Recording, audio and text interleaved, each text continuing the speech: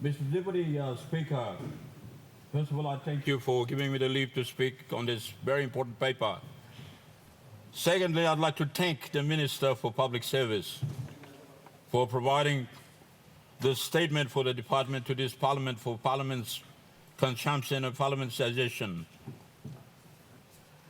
Mr. Minister, I'd like to thank you. At this point in time, I want to thank you. There are two things that you've done which I want to commend you and the department. First of all, establishing the insurance policy and implementing it for the public service. Maybe public service, and as we know, we Papua New Guineans, when we work, when we get fortnight, that fortnight belongs to the tribe. That fortnight belongs to the tribe. That fortnight does not belong to that person who's working tirelessly throughout the week or fortnight. That money belongs to the family. So when the family is in trouble, in need of something, they will only resort to their relatives who are working, either in the company or in the private sector.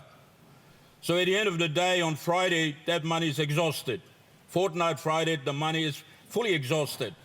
By the time it comes on Monday, the public servants, although they get a large sum of money, they go out and seek the people who are giving out loans. Some are illegal loans that they are giving out, but it doesn't matter. To sustain their life, they go and get the loan, and they live a life of loan in this country. And by the time the public servant concerned is sick or receive an injury or whatever, and he requires to go and get the medication, then he needs money to go and get the medication. At a point in time, he would have no money because for the reasons I have already said. Therefore, Mr. Minister, by establishing the insurance company and implementing it, there is the insurance coverage for those people who get a sickness or get injury during the course of their employment. Secondly, so when they die, and they have even they got plenty of money, they receive 2,000 or half, but when they die, they virtually have no money in the bank to look after the funeral expenses and all of those things. And that is an undisputable fact of Papua New Guinea. Undisputable fact. And therefore, the Minister, the initiative is excellent. And I want to commend you and the department for establishing or coming up with that policy and making sure that that policy is implemented for the public servant. I commend you, Mr. Minister. Secondly, I want to commend you for the increase of the public servants. As we know in this country, there is a kina devaluation.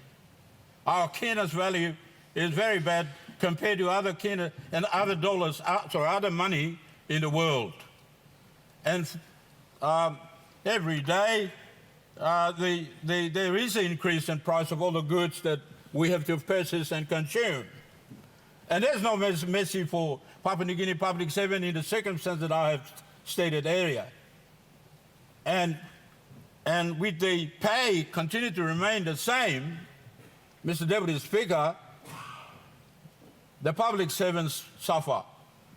They have a big pressure for maintaining not just the immediate family, but the extended family or tribe family. Therefore, Mr. Minister, for your department to come up with an increase of salary, you have my commendation, unreserved commendation to you. Mr.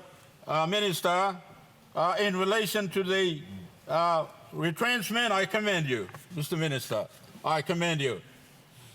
I speak as a 13 years former public servant. I became a member of parliament, so 15 years, I'm here for my 20 years, but I served 13 years as a public servant. A royal one, a committed one, public servant, without a doubt. I served. And Mr. Deputy Speaker, for the retrenchment of the public service, I want to say, and I've emphasized the fact that public service are professional people. They're not just Tom, Dick, and Harry from the street picked to go and work in the public service. They're highly qualified. These days, most of them qualified from the university institution or highly intellectual institute. They qualify. They come out there with merits intellectual people, Mr. Speaker, and therefore we must treat them with respect.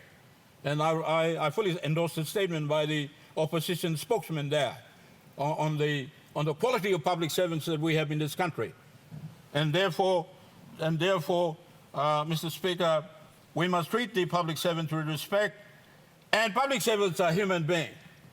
They're human beings. They're bound to live for a certain number of years and they're going to die. They're going to get old, like myself now, but I'm not too old to be here, Mr. Speaker. But the fact of the matter is they're getting old, they're getting slack. With due respect to them, they got to retire. And I think there's so many university students who are coming out unemployed today, colleges, finishing up from colleges, not employed today. They're roaming the street, causing trouble. The muscles there, muscle kilimolia. And they can't do the job because they have no employment. And therefore, Mr. Speaker, they're causing troubles. We have to recruit those people. We have to retrench them, respectfully retrench them, and then make sure that those fellows who are coming from the college and university, they must be employed. So we have energetic, competent, intelligent, young public servants taking place, coming in, working. We're going to keep the old ones there with due respect to them. They contributed. But as I said, as a human being, when they're old, they must be discharged, and discharged respectably, Mr. Speaker. So I say that we have to do more retrenchment in this country, more appropriation of money so that we do more retrenchment in this country and more recruitment for those fellows who are coming from our intellectual school of learning who are unemployed today, Mr. Speaker. Another thing I want to commend you, Mr. Minister, is you're looking at the housings for the public servants. These are not a bunch of birds or animals. They're going to sleep there, you can mistreat them, and then at the end of the day, they come and work out. Like your dog, when you don't give him food, you don't treat him well, but you say, hey, whiskey, and by tell blind by fire up they come here. The public servants are not like that. Public servants are human beings, intelligent human beings. They have integrity. We have to respect them. We have to provide accommodations for public servants. Why not in this country? We don't play games with the public servants.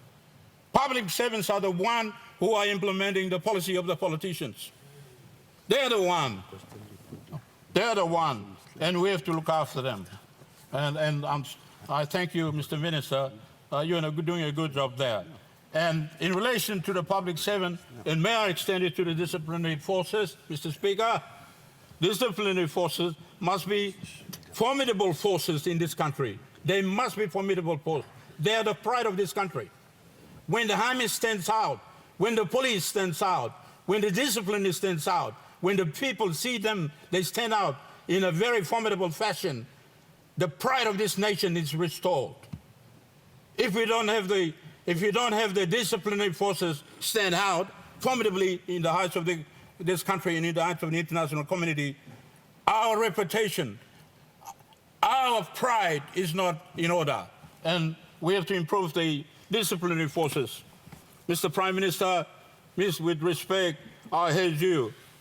We're making more money from gold, with more money. The Mr. Treasurer had declared last time we made almost 980 million kina. We made that money, apart from paying the loan, as I said it last time, some of those money must be used to build our disciplinary forces. These disciplinary forces are like public servants, ordinary public servants, Mr. Speaker. That is not good for this country. That is not. Surely not, Mr. Speaker. We have to make sure that our disciplinary forces are formidable disciplinary forces. Making Australia come to kill him in the bottom. You come up with a little money here, Mr. Speaker. We have to show that we're a country. We have to show it. And the money that we've got must build the disciplinary forces. And I'd like to concur with the opposition spokesman for who spoke earlier than me in relation to the public service who seek to go and contest the election, and when they lose the election, they must stay 50 or 5 years before they come and contest the election. I think that's clearly unconstitutional. That infringes Section 50 of the Papua New Guinea Constitution, right for citizens to contest the election.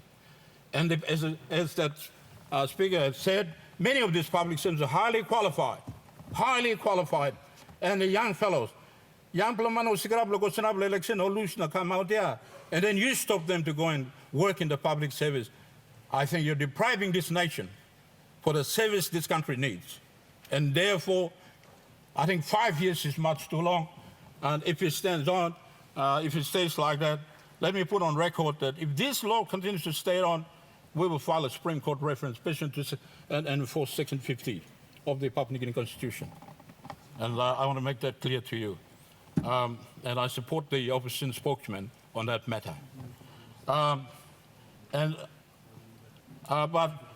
the Deputy Speaker, I'd like to surely commend the Minister for the statement placing before this Honourable House the state of the public servants in this country and to what degree we can improve to make the public service a formidable public servants in this country.